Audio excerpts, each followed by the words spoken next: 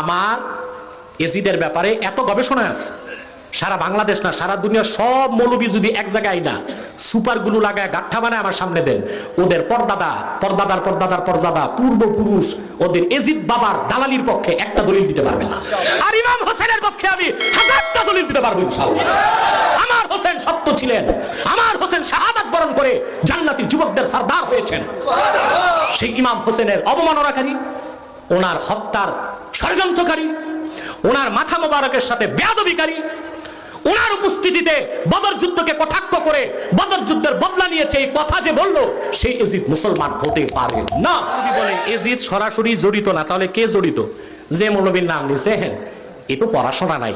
আপনার দেখবেন ব্যাংক অনেক রকম আছে, বাবা ব্যাংক, কোন ব্যাংক, আরেকটা আছে কুয়ার ব্যাংক। কুয়ার ব্যাংক কোনটা?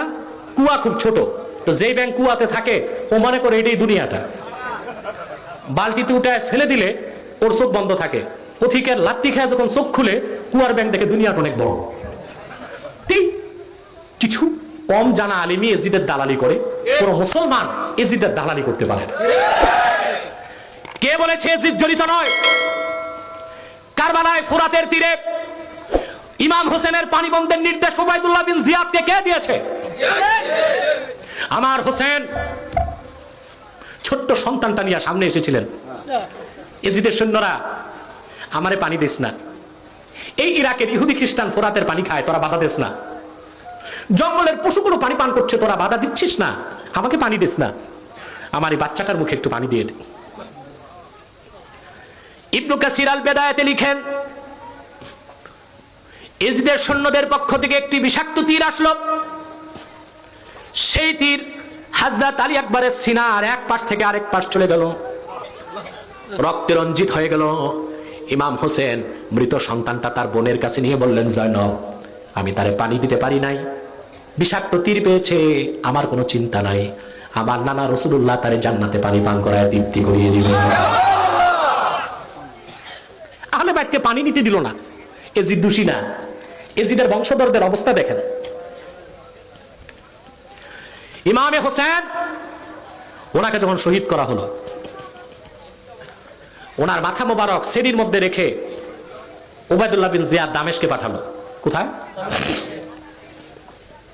কুখ্যাত ইয়াজিদ বসে আছে, ইমামে হোসেনের মস্তক মাঝখানে, চারপাশে আহলে বাইতের আরো 18টা মাথা। ইয়াজিদ ডাকলো দামেশকের বড় বড় মানুষকে, ডেকে কুখ্যাত ইয়াজিদ, ওর নামটা নিলে আমার মনে হয় এত ঘৃণা আসে তার উপর, সে ইমামে হোসেনের সামনের দুই দাঁতে ছড়ি দিয়া গুতা দিচ্ছে। রাসূলুল্লাহর এক সাহাবী দাঁড়ায় বলেন, ইয়াজিদ তো সবকিছু মানতে পারলাম, এটা পারলাম না, আমি বহুবার দেখেছি প্রিয় রাসূল হোসেনের এই দাঁতে চাটতেন, আর ওখানে কিনা তুই ছড়ি দিয়ে অবমাননা করছিস।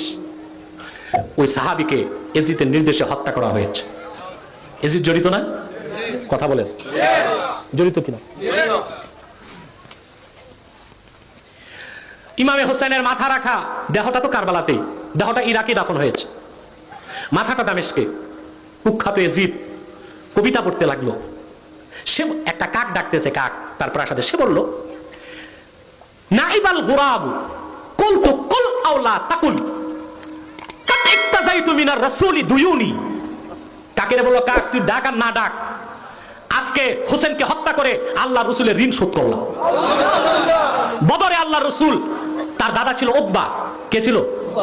উতবা কাফের ছিল, সে মরছে বদরে।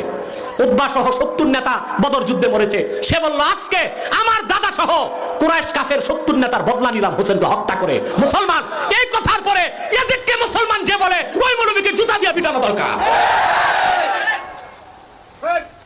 আর কুয়ার ব্যাং মারতে তো জুতা লাগে না, পাড়া দিলে ফ্যাস, ঠিক কিনা?